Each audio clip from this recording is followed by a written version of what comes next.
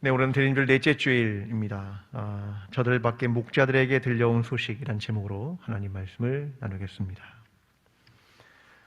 최근 코로나가 또 너무 많은 확진자들이 나오면서 정부가 강화 대책을 발표했죠. 네, 그래서 최대 299명입니다. 백신을 맞은 분도 있고 안 맞은 분도 있어서 299명까지 들어올 수 있는데 저희 교회는 아직 1부와 2부가 아직 300명이 조금 안 됩니다. 그래서 현재 오시는 정도가 오시면 또 이번 주 토요일 날은 성탄 예배도 함께 또 드릴 수 있을 것 같습니다.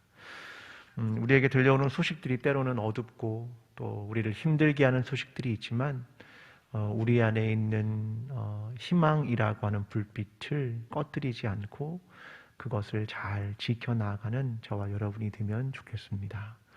이번 성탄에도 여러분 오실 때 빨간색이나 또 초록색이나 이런 목도리도 좋고 또 옷도 좋고 심지어는 양말도 좋습니다. 네, 하나씩 또 입고 오셔서 우리가 함께 또 기쁘게 축하하는 그런 의미들이 우리에게 있었으면 참 좋겠습니다. 여러분 부스터샷을 좀 맞으셨습니까? 네, 맞으신 분 손 들어보십시오. 많이 맞으셨네요. 네, 내려주십시오. 네. 저도 23일 날로 예약해놔서 네, 그날 맞고 좀 몸이 많이 안 좋으면 성탄절에 좀 제가 참석 못해도 이해를 좀 부탁드리겠습니다. 네. 이게 좀 아프신 분들이 조금씩 있더라고요. 네, 근데 좀 잘 견디시고 우리가 함께 또 공동체와 사회를 위해서 함께 또 참여하면 참 좋을 것 같습니다. 우리는 사실 부스터샷을 맞는데 그리 어렵지 않습니다. 그런데 이런 백신을 맞는 게 어려운 사람들이 있죠. 아프리카에 있는 사람들입니다. 아프리카에서 나이지리아라는 국가가 인구가 제일 많습니다. 약 2억 명 정도 된다고 합니다. 근데 최근에 이 나이지리아에서 백신 100만 회분을 폐기 처분했다. 이런 소리가 들렸습니다. 이유는 선진국에서 백신을 준 겁니다. 근데 4주에서 6주 정도밖에 유통기한이 남지 않은 걸 줬는데 이것이 다른 지역으로 이동해서 사람들에게 줘야 하는 기간이 촉박해지는 겁니다. 왜? 4주에서 6주밖에 안 남은 유통기한이기 때문에 그렇습니다. 결국은 그것을 실패하게 되었고 결국 이것을 100만 회분을 폐기 처분했다. 이렇게 나옵니다. 나이지리아는 어른들만 중심으로 해도 약 4%가 안 된답니다. 백신 접종률이 말입니다. 이런 생각을 굉장히 많이 합니다. 이 코로나가 정리가 되려면 결국은 지구가 하나다라고 하는 것으로 나가지 않으면 해결이 안 될 것 같습니다. 결국 어떻게 국가와 국가들이 국제사회에서 연대해야 하고 함께해야 할까? 이런 것이 없으면 사실 코로나 해결이 되게 요원하다. 이런 생각을 많이 하게 됩니다. 우리는 백신을 맞고 백신을 다른 국가에는 주지 않으면 과연 이게 해결될 수 있을까? 이런 고민들이 굉장히 깊어집니다. 점점 양극화도 심해지고 불균형도 심해지는 것이 오늘 우리가 직면하고 있는 문제이기도 하지요. 저는 2021년 성탄이 우리에게 도전하는 것이 있다고 생각합니다. 그거 뭐냐면 하나님의 관심은 누구에게 있는가? 오늘 우리의 관심은 누구에게 있는가? 우리 자신인가? 아니면 다른 사람인가? 백신을 받지 못하는 국가인가? 받지 못하는 사람들인가? 도대체 우리의 관심과 하나님의 관심은 어디에 머무르고 있는가? 이것을 도전하는 것이 저는 2021년의 성탄이 우리에게 주는 의미 중 하나라고 생각합니다. 저와 여러분이 오늘 주님께서 어디에 관심을 가지고 계신지, 오늘 우리의 관심과 시선은 어디에 머물고 있는지 이것을 깊이 생각하는 2021년의 성탄이 되기를 간절히 기도합니다. 오늘 성서의 이야기는 바로 그런 이야기를 다루고 있습니다. 예수님의 탄생이 베들레헴에 있는 지역의 목자들에게 전해졌습니다. 주의 천사가 목자들에게 나타나서 무서워 말라. 온 백성에게 미칠 큰 기쁨의 좋은 소식을 너희에게 전한다. 이렇게 이야기합니다. 다윗의 동네에 가서 확인할 방법이 있다. 그는 강보에 쌓여 구유에 누워 있는 아기를 볼 텐데 그가 바로 메시아다. 그러면서 천군 천사가 찬송을 하며 지극히 높은 곳에서는 하나님께 영광이요 땅에서는 하나님이 기뻐하시는 사람 중에 평화로다 라고 했다는 내용이 오늘 본문 전체의 내용입니다. 사람들은 성탄에 관련된 복음서를 읽으면서 가끔 혼동하는 것이 있습니다. 성탄의 그날 밤 찾아온 사람은 누굽니까? 동방박사입니까? 아니면 목자입니까? 마태복음을 읽으면 마치 동방박사들이 찾아온 것처럼 보입니다. 누가복음을 읽으면 목자들이 찾아온 것처럼 보입니다. 학자들은 이렇게 말합니다. 동방박사들에 기록된 예수 그리스도를 가리키는 지시대명사는 child, 아이였다. 이 말은 갓 태어난 신생아가 아니라 조금 성장한 아이였다. 이렇게 표현합니다. 그 근거는 헤롯이 예수님을 죽일 때 2살 이하의 아이를 다 죽여라 라고 명령했던 것으로 근거합니다. 그러니까 예수님이 이미 시간이 흘렀을 때 동방박사들이 경배하러 왔다. 그것을 의미하는 겁니다. 그러면 성탄의 그날 밤에 찾아온 사람은 누구냐? 목자들이죠. 이 목자들은 그 탄생의 그날 찾아왔습니다. 우리의 질문은 이것입니다. 왜 그날 하나님은 목자들이 와서 주님을 보게 했을까? 왜 목자들에게 성탄의 소식이 그날 밤에 전달됐을까? 이것이 우리가 궁금한 내용입니다. 자, 먼저 본문 8절을 보면 이렇게 이야기합니다. 그 지역의 목자들이 밤에 밖에서 자기 양떼를 지키더니, 자, 그 지역이란 베들레헴이었겠죠. 목자들이 밤의 시간이고 밖에서 이건 장소에 대한 얘기를 하고 있는 겁니다. 저는 목자들이 서 있는 위치가 대단히 중요하다고 생각합니다. 그게 뭐냐면 밖이라는 말입니다. 밖에서라는 말이겠죠. 여러분, 우리는 이 밖의 소식이 전달됐다는 이야기가 굉장히 중요한 얘기입니다. 자, 이와 반대되는 게 7절에 이렇게 말합니다. 첫 아들을 낳아 강보에 쌓여 구해 누였으니 이는 여관에 있을 곳이 없음이로라. 여관은 당연히 베들레헴 성 내에 있는 거죠. 성 내에는 주님이 있을 곳이 없었다. 그러니까 밖과 안에 대한 얘기를 하고 있는 겁니다. 밖에는 성탄의 소식이 들렸고 안에는 주님을 누일 만한 공간이 없었다. 이렇게 말하는 겁니다. 왜 구주의 성탄의 소식이 이 밖에 있는 사람들에게 들렸을까? 그것이 우리가 깊이 생각해야 되는 것입니다.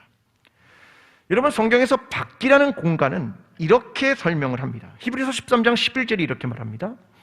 이는 죄를 위한 짐승의 피는 대제사장이 가지고 성소에 들어가고 그 육체는 영문 밖에서 불사름이라. 자, 속죄일에 대한 얘기입니다. 제사를 드릴 때 제사장이 피를 안으로 가지고 가고 성소 안으로, 육체, 제물은 어디로 가져간다? 영문 밖으로 가지고 나간다. 이게 밖이라는 의미입니다.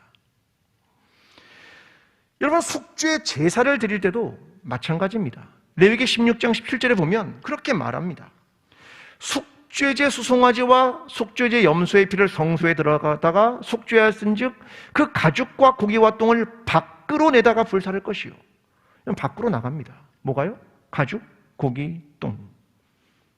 이건 밖이라는 공간이 거룩한 공간이라기보다는 오염된 공간, 부적절한 공간, 그런 말입니다. 그래서 밖으로 나간다는 거죠. 그런데 예수님이 가셨던 곳이 바로 그곳입니다.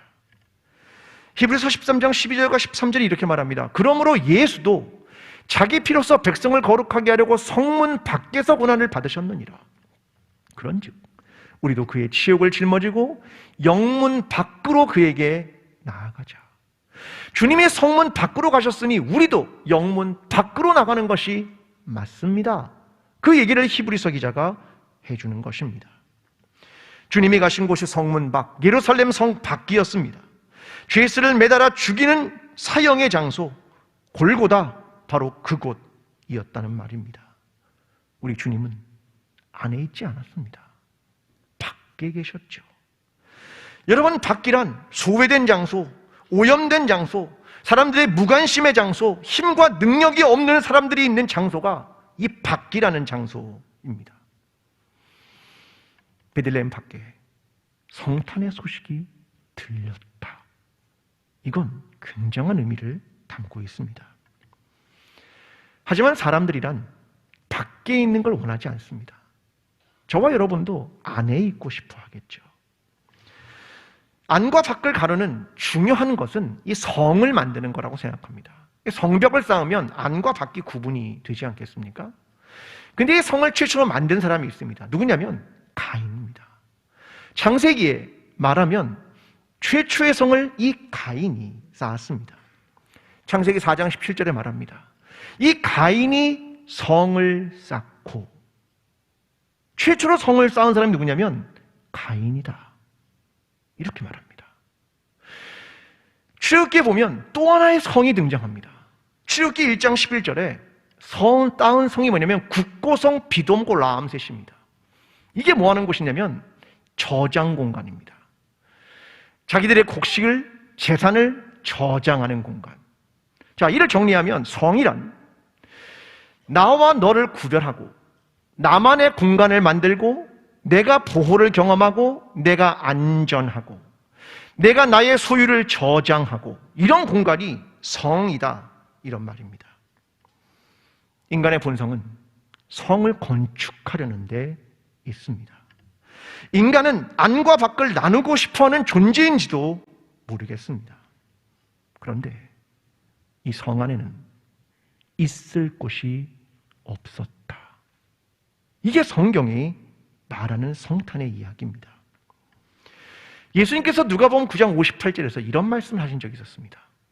예수께서 이르시되 여우도 굴이 있고 공중에서도 집이 있으되 인자는 머리 둘 곳이 없도다 하시고, 나는 머리 둘 곳이 없다. 난 있을 만한 자리가 없다. 주님이 답답해 하시는 겁니다. 이 이야기는 어떤 사람이 와서 이렇게 말했습니다. 주님, 어디로 가시든지 제가 주님을 따르겠습니다. 이렇게 말하자 주님이 대답하신 내용입니다. 인자가 머리 둘 곳이 없다. 나는 성문 밖으로 가려 한다. 나는 골고다로 갈 것이다. 내가 만나는 사람은 가난한 사람들, 병든 사람들, 세리와 창녀들, 이방인인데 너는 밖으로 따라올 수 있겠느냐? 내가 가는 곳이 그곳인데 너 정말 따라갈 수 있겠느냐? 그래서 주님이 하신 말씀입니다. 우리가 추수감사절에 절반의 붕어를 다문화에 있는 분들과 나눴습니다. 4개 기관과 나누었는데요. 그곳으로부터 감사하다는 문자와 전화들이 저에게 왔습니다. 사랑의 몽골교회에서는 이렇게 또 글도 왔습니다. 이렇게 많은 헌금이 처음이라서 놀랐습니다. 여태까지 그분들이 받아본 사랑도 좋았지만 이렇게 많은 헌금을 받은 게 처음이었답니다. 어떻게 쓸 줄을 모르겠다, 이렇게 이야기하셨습니다. 러시안 교회도 연락이 왔고요.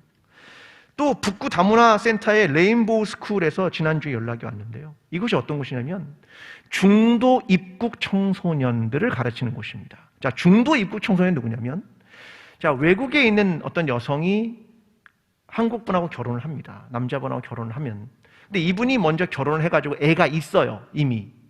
그러면 이 아이는 한국에 있는 남자분이 아이를 입양해 주지 않으면 한국인이 안 됩니다. 그러니까 이 아이를 중도 입국 청소년 이렇게 부릅니다. 우리가 그곳을 후원하고 헌금을 한 거죠. 그랬더니 그분이 저한테 이렇게 연락을 하셨습니다. 아이들에게 신발과 옷을 사줬답니다. 애들이 너무 기뻐했답니다. 네. 그러면서 이렇게 이야기하더라는 거예요. 우리가 광주제일교회에 감사편지를 꼭 쓰고 싶습니다. 아이들이 자발적으로. 그래서 성탄 전에 우리에게 보내주시겠다고 그렇게 전화가 왔습니다.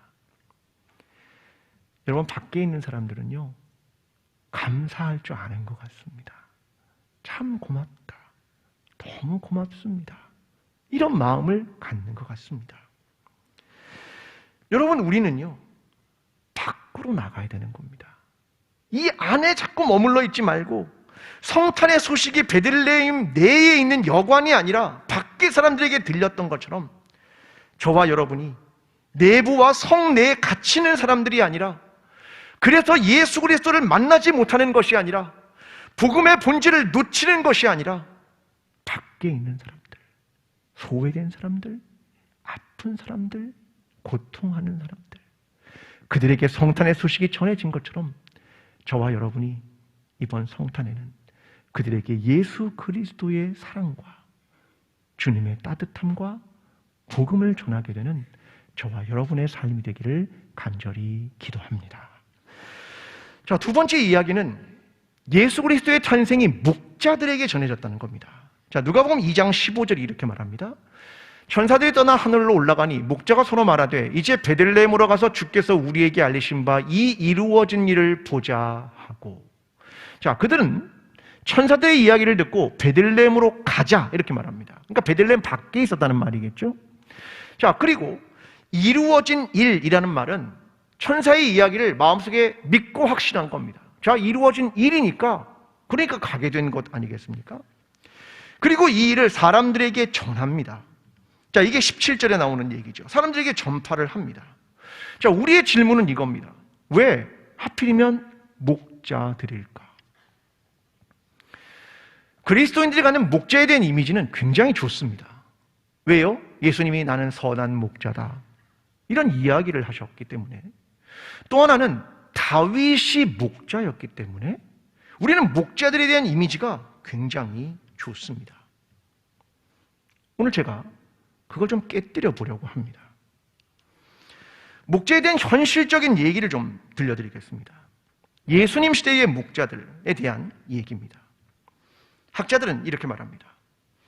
우리는 예수의 설교에서만 목자에 대한 우호적인 입장을 발견할 수 있다. 이게 무슨 말입니까? 예수님의 이야기에서 목자가 좋게 표현되지 현실은 아니야, 그걸 말하는 겁니다. 목자들은 천민은 아닙니다. 그냥 보통 사람들이죠. 그러나 신뢰받지 못하는 사람들입니다. 파렴치하고 도벽도 있고 남의 땅에 마음대로 들어가서 양들을 풀어놓고 소산을 착복하고 양모나 우유나 새끼섬소를 그래서 목자들에게 구입하는 건 불법입니다. 하도 도둑질을 많이 해서. 학자들은 이렇게 말합니다. 목동들과 세금 징수관과 세리가 회개한다는 것은 쉬운 일이 아니다. 회개가 쉽지 않답니다. 이유는 얼마나 많은 사람에게 이 거짓말과 잘못된 일을 했는지, 그 사람이 얼마나 많은지, 누가 누군지도 알 수가 없을 만큼 많이 했기 때문에 일일이 가서 회개할 수 없다, 그 말을 하고 있는 겁니다. 목자들은 때로는 그래서 시민권을 상실하기도 하고요, 법률적으로 보호를 못 받습니다. 이게 직업군을 나눌 때 세리와 목자를 같은 직업군으로 묶습니다. 세리와 목자는 같은 직업군, 가까이 하면 안 될 사람, 그런 말입니다. 그런데 왜 주의 사자가 목자들에게 나타났는가? 이게 잘 이해가 안 되는 겁니다. 여러분, 이해되십니까? 아니요. 좀 거룩하고 경건한 사람에게 나타나야지 왜 이 목자들, 좋지도 않은 목자들에게 나타났을까라는 게 우리의 질문이겠죠. 제가 질문을 이렇게 바꿔보겠습니다. 하나님은 왜 저와 여러분에게 복음을 전하셨습니까?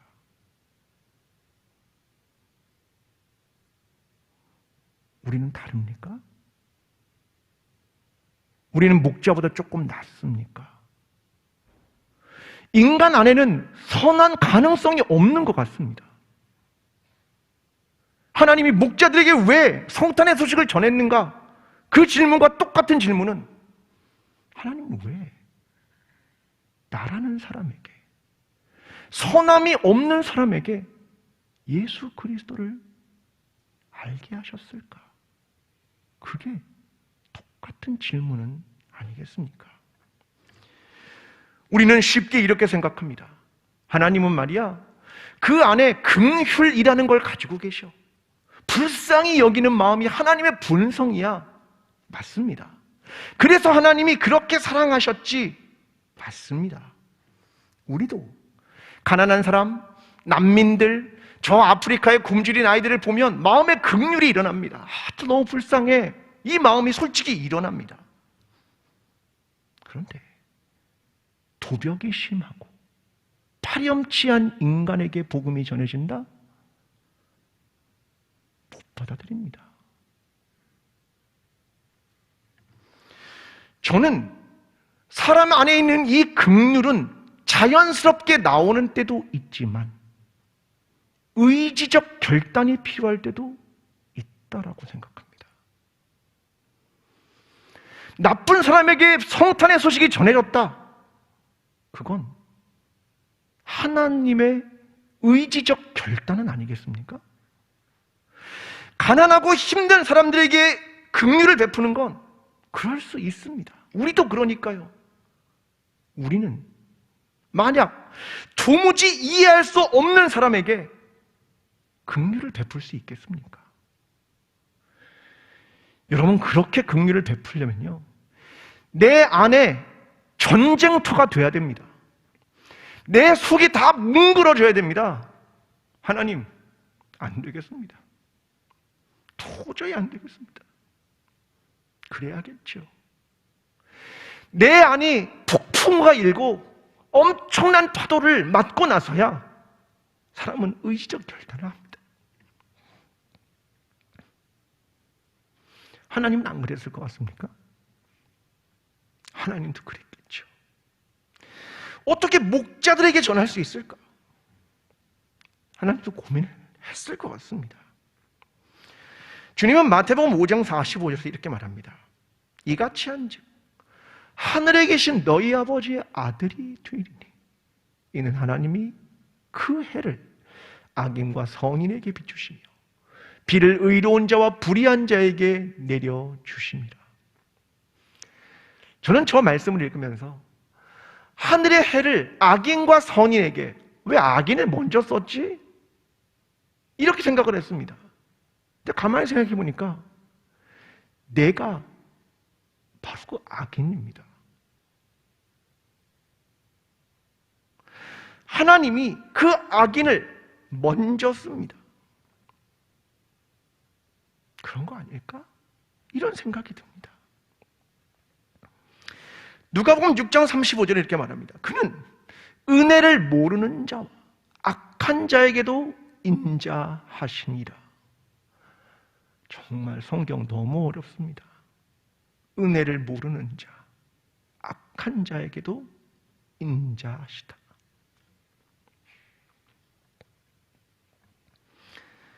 마태복음 5장 46절에 이렇게 말합니다. 너희가 너희를 사랑하는 자를 사랑하면 무슨 상이 있으리요? 세리도 이같이 아니하느냐. 더 사랑하는 사람만 맨날 사랑하는 게 세리도 그렇게 할 줄 알아. 너 그리스도인인데 어떻게 해야 돼? 그거 우리에게 질문하는 것 아니겠습니까? 여러분, 긍휼이란 자연스럽게 나오기도 하지만 의지적 결단이 필요한 것 아니겠습니까? 그를 위해 너무나 고통스럽기도 하고 깊이 생각해야 하기도 합니다. 여러분, 그러나 성탄의 소식이 목자들에게 전해졌다는 사실을 기억하십시오. 그리고 오늘 우리가 어떠한 결단을 가지고 살아야 할지 그것도 깊이 생각하십시오. 오늘 이 결단을 통하여, 내 의지적인 결단을 통하여 도무지 이해할 수 없는 사람들, 그 사람들도 하나님의 긍휼로 품게 되는 저와 여러분의 삶이 되기를 간절히 기도합니다. 여러분, 주의 사자가 목자들에게 나타나 보게 될 것을 설명합니다. 12절. 강보에 쌓여 구유에 누워있는 아기를 보리니 이것이 너희에게 표적이니라. 자, 강보는 신생아를 쌓으면 별로 안 좋은 거친 천입니다. 가난하다 그 말입니다. 구유에 아기를 누입니다. 가축의 말 밥그릇 뭐 그런 거 아니겠습니까? 아기를 누일만 하는 것도 아닙니다. 예수님은 거기에 누여졌습니다. 강보에 쌓여서. 이 말은 뭐냐면 하나님이 먼저 낮아지셨습니다. 그것을 의미하는 말입니다. 근데 이 소식이 전해졌습니다. 10절에 이렇게 말합니다. 보라, 내가 온 백성에게 미칠 큰 기쁨의 소식을 너희에게 전하노라. 누구에게요? 온 백성에게. 여긴 차별이 없습니다. 성탄의 소식은 큰 기쁨의 좋은 소식인데 모든 사람에게 전해지는 겁니다. 정말 좋은 소식이죠. 하나님은 멀리 계십니다. 하나님은 심판하십니다. 이런 소식이 모든 사람에게 좋은 소식? 그건 아닌 것 같습니다. 이 소식은 뭐냐면 하나님이 가까이 오셨습니다. 하나님이 인간으로 오셨습니다. 하나님이 가능성 없는 인간에게 찾아오셨습니다. 고통하는 자들에게 찾아오셨습니다. 그들을 치유하시며 고치시며 회복하십니다. 이것이 온 백성에게 미칠 큰 기쁨의 좋은 소식입니다. 저는 하나님이 결단했다고 생각합니다. 낮아지고 내려놓으신 겁니다. 여러분, 성탄의 소식은 가난하고 소외된 자들뿐만 아니라 선인과 악인 모두에게 전해진 큰 기쁨의 좋은 소식입니다. 이걸 한마디로 저들 밖에 있는 목자들에게 전해진 소식이다, 그렇게 말하는 겁니다. 하나님의 긍휼과 사랑과 은혜가 하나님의 결단을 통해 이루어진 것, 그것이었음을 기억하며 하나님의 낮아짐의 의미를 기억하며 아버지의 자비로우심과 같이 너희도 자비로운 자가 되라 라는 주의 말씀을 기억하며 오늘 낮아짐과 긍휼함으로 예수 그리스도의 뒤를 따르는 저와 여러분의 삶이 되기를 간절히 축원합니다. 기도하겠습니다. 사랑하는 하나님 아버지, 성탄의 소식은 생각하면 생각할수록 너무 놀랍습니다. 어떻게 하나님이 그럴 수 있을까? 도무지 이해되지 않는 수많은 아이러니를 가지고 있습니다. 어떻게 하나님이 그 일들을 결단하셨을까? 어떻게 하나님이 그렇게 낮아지셨을까? 오늘 그 의미를 깊이 생각하며 우리 같은 자도 구원받았음을 기억하며 하나님 앞으로 나아가는 모든 성도들 될 수 있도록 주님 우리와 함께하여 주시옵소서. 예수 그리스도 이름으로 기도합니다. 아멘.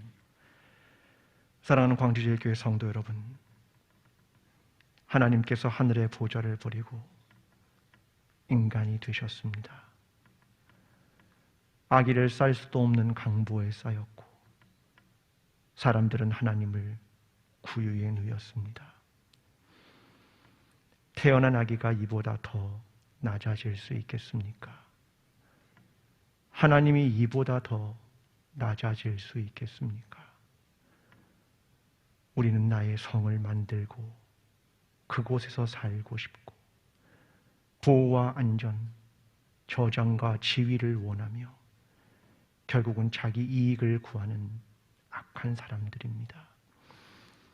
하나님, 주의 긍휼을 우리 같은 자들에게 주님이 베푸셨습니다. 이제 주님을 따라 낮은 자리로, 도저히 그럴 수 없는 자라도 자비를 베풀며 살아가십시오. 사랑과 긍휼과 자비의 하나님이 우리와 함께 하실 것입니다.